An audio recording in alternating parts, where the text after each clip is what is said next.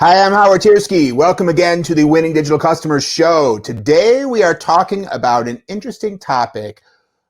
Does it really matter if you provide your customer a personal experience in today's digital age? You know, some people believe that digital has robbed us of that old time personal experience, like on Cheers, where everybody knows your name, where you walk into the hardware store and the guy who owns it knows you and he knows your kids and he knows what brand of appliance you have. So when you tell him you need a filter for your washing machine, he just goes and grabs it off the shelf for you because he knows everything about you. And you can count on him because, well, you have a personal connection to him. And that's about as far as it would seem like you can get from a digital world in which you go on Google and you search for your part number and you order it from some anonymous e-commerce site that just takes your credit card and hopefully you get something by FedEx a few days later. So an important question is, does this matter? Is this important? And that is what we're going to talk about today. So I'm going to pull up a slide here too. Oops, that's not the slide I want to start on. So sorry, 1 second. Let me go back where we start.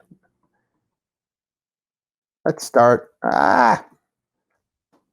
here.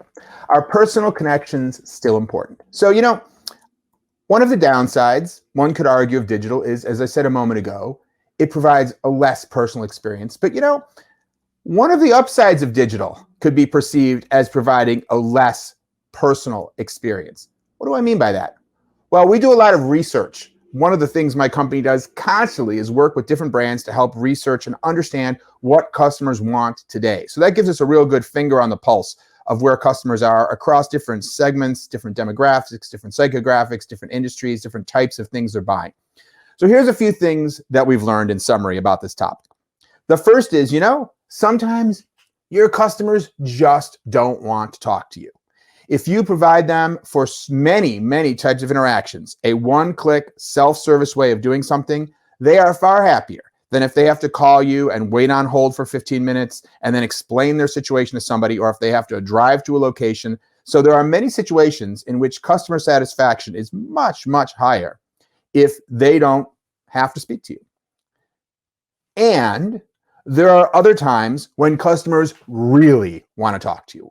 And we're going to talk in a minute about a little model for what some of those key times are. But there are often things like when there's a problem that they can't resolve through self-service channels, when something's just really, really, really important. If I'm going on an e-commerce site and I'm ordering a vase, I'm probably fine doing it that way. But if I'm going on an e-commerce site and I'm ordering 12 vases for my wedding, which is tomorrow, and I'm ordering them overnight delivery, I might want to talk to someone to make absolutely certain that those centerpieces are going to be here in time for my wedding. So when something's really, really important, that's a situation where sometimes we want to speak to somebody. And we see a number of other categories. When something is extremely personal, or there's a feeling that there just needs to be a higher level of trust than they may be getting through a digital experience, those are some of the times when customers want to speak to somebody. When you're getting your medical diagnosis, you generally don't want to get it from a chatbot. So there definitely are times when customers want to speak to you as well.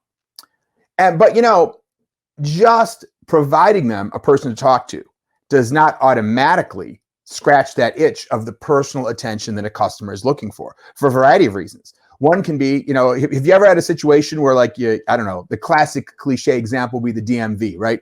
You go up and you're talking to a person. There's a person at the window, but somehow you feel that there's no humanity to this person. Like they're almost a robot. They are almost like a programmed experience where they say, next, all right, these are your papers. You don't have the right thing. They hand it back to you and you try to explain and there's just no interest. It's almost like you're dealing with a person that's operating with a digital style, a mode of interacting and with very little humanity. So it requires the right kind of customer care, training, rewards and incentives, and frankly, the right kind of hiring to make sure that if you are trying to provide that in-person personal experience, that you're actually delivering it. So we shouldn't assume that just because a human being is speaking to you, you're necessarily delivering that kind of personal experience.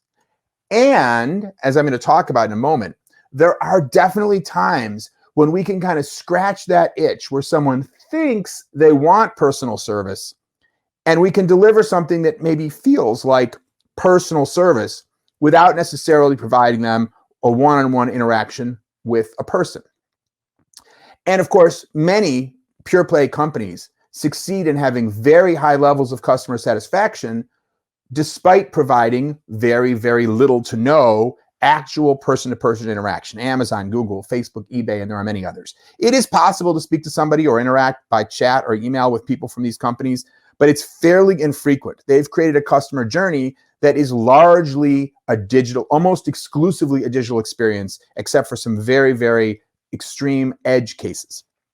And of course, there are many business to consumer product brands, because they sell through some form of retailers or other means, that really also provide very little personal experience. Very few people talk to Nike, talk to Procter & Gamble, talk to Kellogg's. So it's certainly not only true for pure plays, but we have many examples of companies that really don't provide a lot of personal experience and yet have a perfectly good level of customer satisfaction. So of course, it does also vary by industry. So one of the things that I think is very interesting as we think about digital transformation is to ask this question: how far can we go? Now, why do we want to ask that question? How far can we go? Well, there's a lot of advantages to interacting digitally with our customers. First of all, it's very often cheaper. Many of the clients that we get brought into to look at matters of customer journeys and customer experience, one of the questions they're always thinking about is, how can I have fewer customers call the call center and move those interactions to an app or to a mobile web or website experience? Or how can I, scale my business so that I don't have to put physical locations in so many cities or so many countries around the world, and build an e-commerce business so I can reach locations without having the cost of having to build physical infrastructure there. So there are many reasons why interacting with customers on digital channels, although certainly not without cost, if you're doing it at scale, can be much, much cheaper. It's also more scalable, meaning if all of a sudden I have a digital offering and it becomes really successful overnight and I want to do 5x, 10x, 20x the business because I have demand, it's going to be probably difficult to open up 20 times more stores in a couple months or hire 20 times more people. But if I have a digital experience, it may be as simple as firing up more AWS, Amazon Web Services server instances. And that's very valuable. And, an extreme example would be something like Zoom, right? Where because Zoom has very little to no connection, personal one-on-one interactions with their customers, when coronavirus hit and there was so much more demand for Zoom, they could really just let more people sign up online, provide more access to Zoom. And not to suggest that that wasn't a major accomplishment. The level of scaling that they achieved was magnificent. But that is inherent strength of digital, the ability to, with the right architecture, with the right team, be able to take a business and scale it up 10x, 100x if needed, without nearly the level of effort and time it would take to scale analog capabilities. It's also easier to localize. If you want to move into new countries or new areas, I kind of touched on this earlier in terms of it being cheaper as well. It's just much, much easier. And if you want to operate in other languages, there are translation engines and things like that. So you don't necessarily have to have people who speak every single language. You can be more consistent. Of course, one of the challenges, one of the dangers of human beings is that they don't always follow the rules. They don't always follow instructions. Now, that can be great when you are trying to provide a level of customer experience which is tailored to the individual. But on the other hand, it can be bad if all of a sudden you have liability or customer dissatisfaction because a human being told them the wrong thing. They told them the wrong thing about the product. They told them the wrong thing about the warranty or the shipping time or whatever that may be. And as a result, one of the advantages of digital is if you create a good digital experience, you should be able to provide that same experience to every single customer. It's also usually faster for the customer to interact digitally. First of all, many types of interactions that people have with humans, whether it's in a call center or even chat or in a store, you have to wait, right? You have to wait for that person to be available. I go to Home Depot when I want to speak to the guy about the plumbing thing I'm trying to do, but he's with another customer. So I'm standing around. And obviously, the longer you make customers wait, especially in today's culture where we have very, very high expectation for being immediate satisfaction of whatever we need, that is potentially negative from a customer experience perspective. Furthermore, a digital experience can very often access information more quickly. I'm sure you've had this experience of you get on the phone with someone in the call center, and first of all, they have to ask you a whole bunch of questions. So they're asking your name and what's your problem and what's the situation and whatever. And then they say, okay, hold on for a minute. And then you hear all that clacking, and what are they doing? They're looking it all up. They're trying to figure it all out. And they may take several minutes to come back to you. So that whole interaction is potentially 5-10 minutes, could be longer, depending. They have to go talk to a supervisor or whatever, versus ideally, you go onto a digital experience, you have a challenge, you have a problem, you can very quickly click the right button.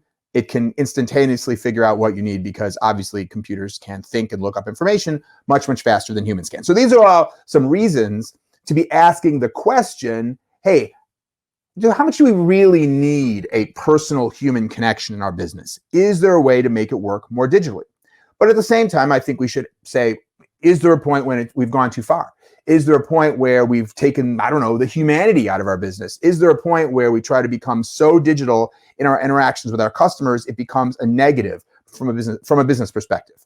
And of course, that's going to be different based on the industry you're in, based on perhaps the kind of level of quality or kind of how high end your offering is, because of course, at a higher end of luxury type experiences, on the one hand, customers very often expect the availability of more personal interaction. But frankly, on the other hand, they also expect typically a highly efficient, modern experience, which may mean in many cases that your high-end customer, going back to my prior slide, still doesn't want to talk to you. And they would still much rather do something quickly via their app rather than having to get on the phone and speak to even the most well-trained and polite and helpful customer service representative. Again, it's probably going to depend on what it is that they need, what the situation is. So I wanted to share this model with you and try to answer this question, how to figure out how far you can go. We did an analysis and we looked at, partly through customer research, what really, when we say a personal experience, when someone says, gosh, I'd really like to talk to a human being, what is it that they're really looking for? We always like to ask the question, why is the customer asking for this solution? Because if we can understand their underlying needs, then maybe the solution they're asking for, sometimes a customer says, I want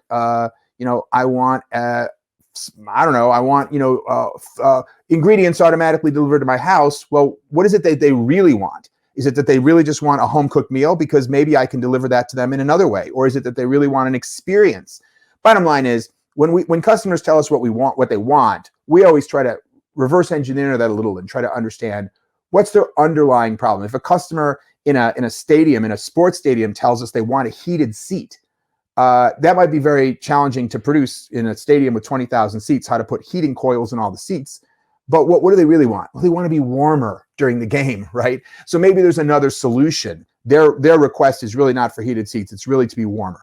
So we try to take the question when a customer says, I want to speak to a person, I want a one-to-one interaction with a human, don't give me all this digital stuff. It tends to be one or more of just 5 things. There's 5 things they're looking for. And let me walk through what they are. And then I want to kind of consider the question, is a good digital experience better at providing this, or is a human better at providing this? But let's just first walk through these 5 areas. You can see them listed here. So the first is knowledge.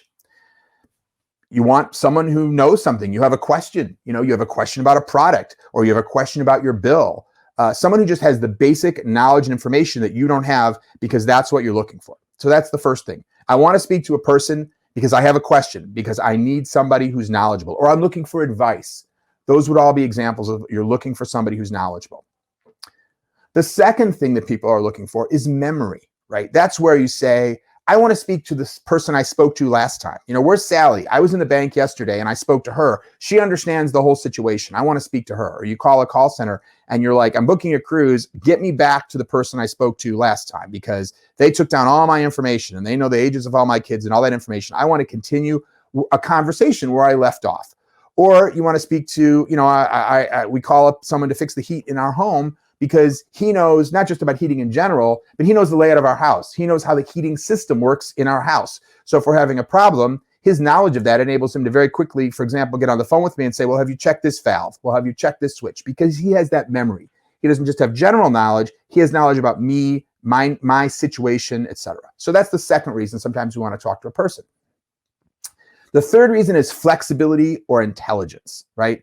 So sometimes, you get on a website and it's like, do you want this delivered on Wednesday or Thursday? And you're like, well, I kind of need to deliver it on Tuesday. And that's not one of the choices.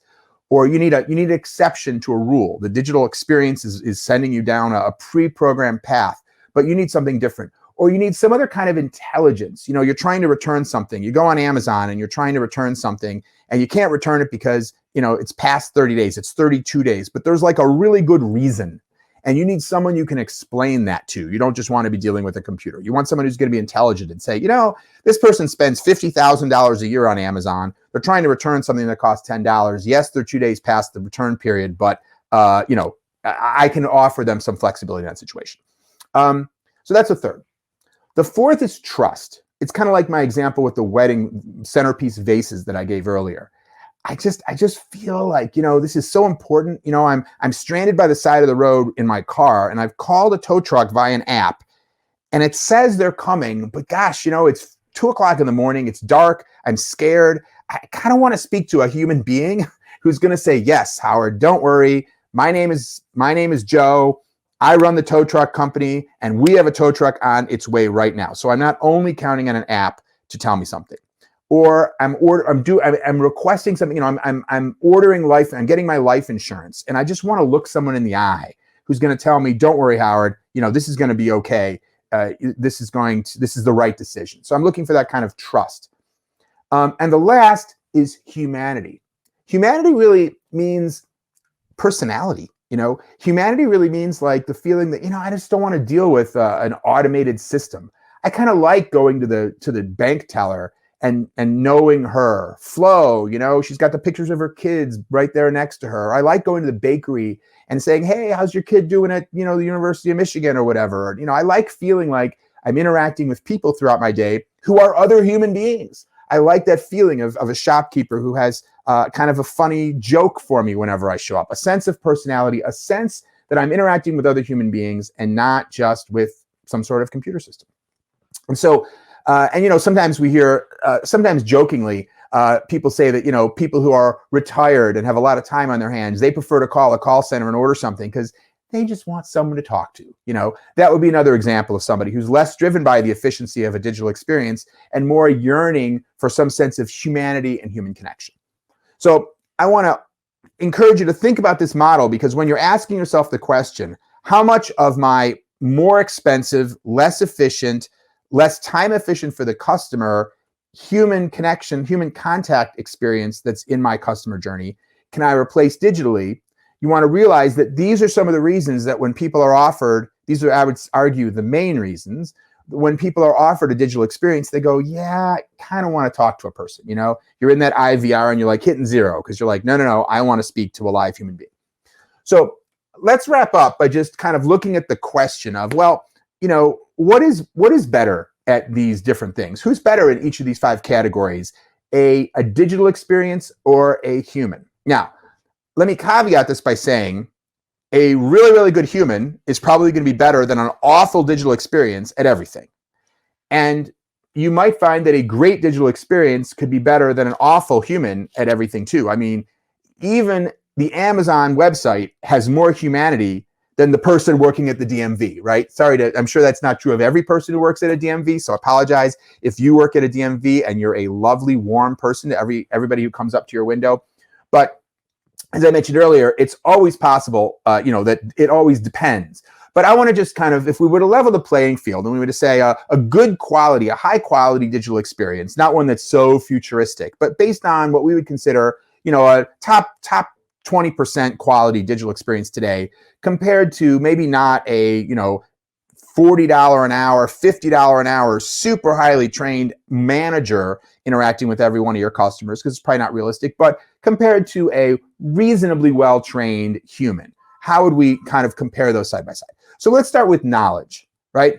Well, of course, we can train a sales representative or a customer service representative with knowledge. And so you can have a pretty knowledgeable person, but most of the time, that person's knowledge is not going to be complete. And if nothing else, they're going to need to access reference materials. They're going to need to go to a digital experience to answer many, many customer questions. And so a good quality digital experience, a tool that allows a customer to search, that has product pages, that have great information. If you go someplace like Amazon where there's Q&As, I would suggest to you that if you go to Best Buy and speak to someone there about a given consumer electronics product, they do not know as much as is available on the product page for that product on Amazon.com, or possibly even on BestBuy.com, but certainly on Amazon, where there's things like lots of reviews, lots of Q&A. So I think that good quality digital experiences today can beat a human experience most of the time around knowledge. Again, of course, there are going to be exceptions. So secondly, memory. Well, while it is true that there are situations where you go into a store or a restaurant or a bank and the teller or the salesperson recognizes you, it doesn't happen that often in my day-to-day life. Whereas most digital experiences, Netflix or again, Amazon, eBay, they know what I've been browsing. They know what I've been buying. They know the size. They know what car I drive. So if I'm looking for a part for the car, they can tell me. If I go to Amazon and I look at a part for a car, there's a banner at the top that tells me if it's compatible with any of the 3 cars that my family has, because at some point I've told them what your model Subaru my wife drives, and they can tell me whether this tire or whatever it is appropriate for that vehicle. So most of the time, a good quality digital experience is going to be better than that of a human. In fact, the best way you're going to have a human be able to have most effective memory is, again, by providing your employee, your associate, a digital tool. But it's very awkward for them to access all the information. When a call comes in and a screen pops up, they don't really have the time to quickly read and digest all the information, all the things you've ever bought from that company, most likely. So in most cases, you're going to get better memory from a well-designed digital experience. Now let's go to flexibility and smarts. I think that's an area where very, very often a properly empowered employee is, while they may not have more knowledge packed in their brain, they're probably going to be more intelligent, again, depending on the employee, than you're going to be able to program into your e-commerce website about dealing with a more unique or unusual situation, or being asked for advice around something where there's some kind of complexity, multiple factors, multiple variables. So I think in that area right now, that makes sense to be thinking about. And by the way, when we ask how far should you go, part of what you want to figure out is, well, how do I provide as digital of an experience as possible with escalation points to a human when the digital experience is no longer able to provide fully satisfactory customer experience. So you may very well say, great, I can provide a tremendous amount of capability, but I need some way to escalate to a human being when that person needs additional flexibility and smarts. But I would just highlight that artificial intelligence, machine learning is enabling us to program systems that get smarter and smarter every year. And while I wouldn't suggest to you that this is the year to try to build a system that has more pure intelligence, not just knowledge, but real intelligence than a person, than a well-trained, seasoned employee, we're getting there. We're getting there. And I've actually been seeing now systems, for example, for property and casualty insurance agents, or at least customer service representatives, that listen in on the call using speech to text, and then make recommendations for how that person on the phone, customer service representative, should answer or upsell or cross-sell or qualify out the person that they're talking to simply by analyzing what they're saying and using artificial intelligence. So it's not perfect yet. It's probably not really ready for prime time for most, commercial applications. But 2 years from now, 5 years from now, I think it's quite possible that kind of intelligence will be there. And by the way, you can also build flexibility into your applications by including a way for you to click other and type something in, or basically essentially make a digital request, which is at some point going to get routed to a human for some kind of follow-up. So you can create a hybrid experience where, while a portion of it is being dealt with by a human, it doesn't necessarily mean you have to move the entire experience over to, away from the benefits and the convenience and lowered cost of being digital. Okay. Number 4 is trust. So I think a well-trained human being who can look you in the eye or speak to you and say, don't worry, ma'am, I've got your order. I'm making sure it's in the queue. I am going to make sure it goes out today for your wedding tomorrow. Don't worry, I'm on it. Somebody who's really able to give you that level of kind of gravitas in their communication probably beats a digital experience most of the time. However, I'm also going to put a check for trust under a really great digital experience. Because, for example, when we ask customers when they place an order, and I apologize that I keep going back again and again to Amazon, but they're just such an excellent example for so much of this.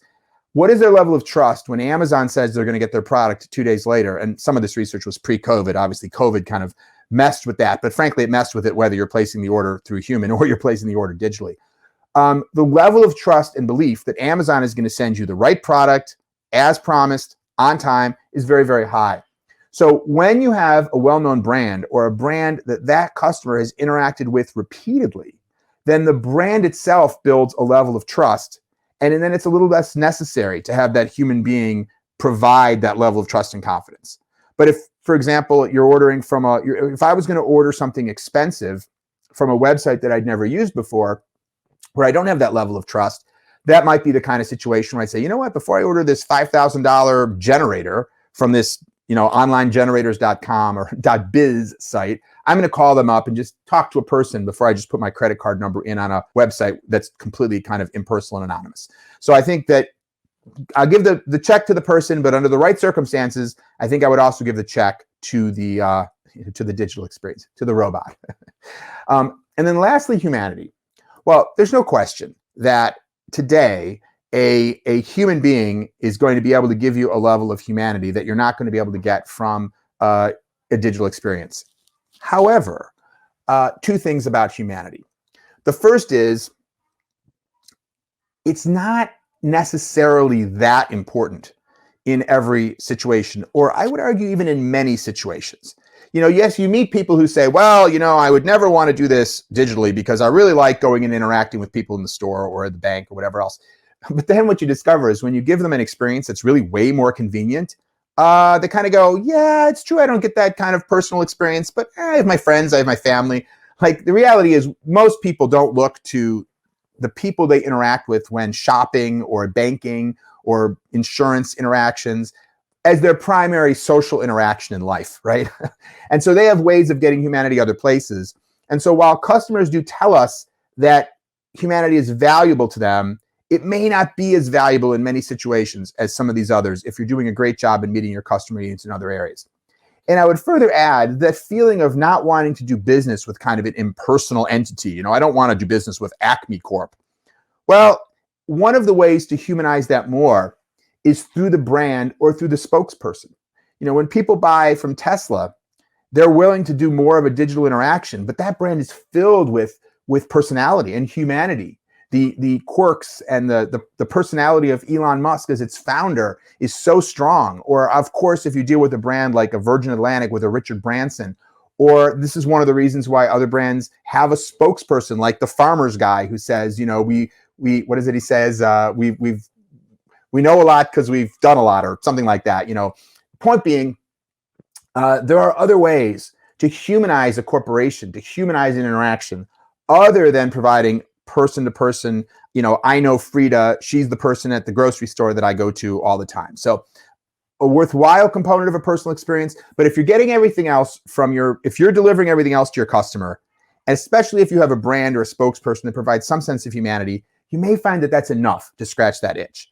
And, again, depending on your industry, if you're able to develop a digital experience where the information the customer needs is answered, where you remember them and they come back and they feel like there's some sort of recognition or even recommendations based on what they've done in the past, where you have some way to provide flexibility and intelligence, either through artificial intelligence or through some escalation to a human who can deal with those edge cases.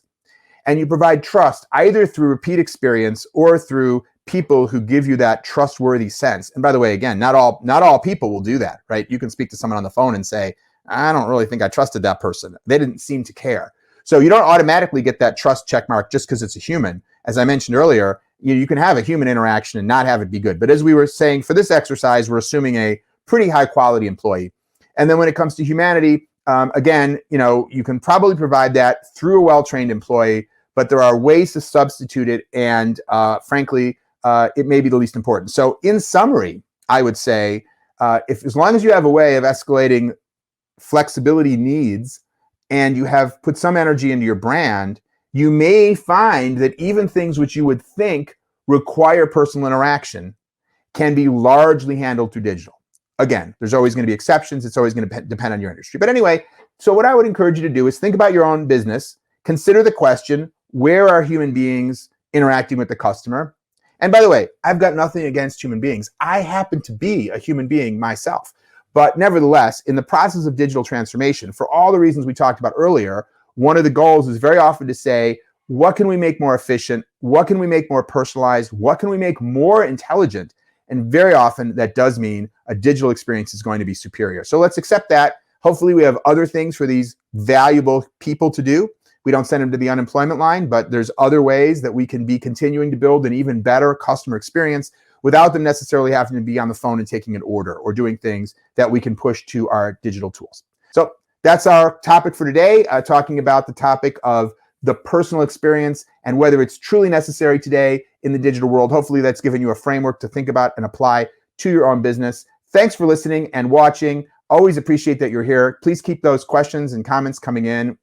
We haven't done it in a while, but we will probably in some upcoming live casts do some where we're answering some of the questions that you guys have sent in. So we haven't stopped doing that. We've just had a lot of other things to cover.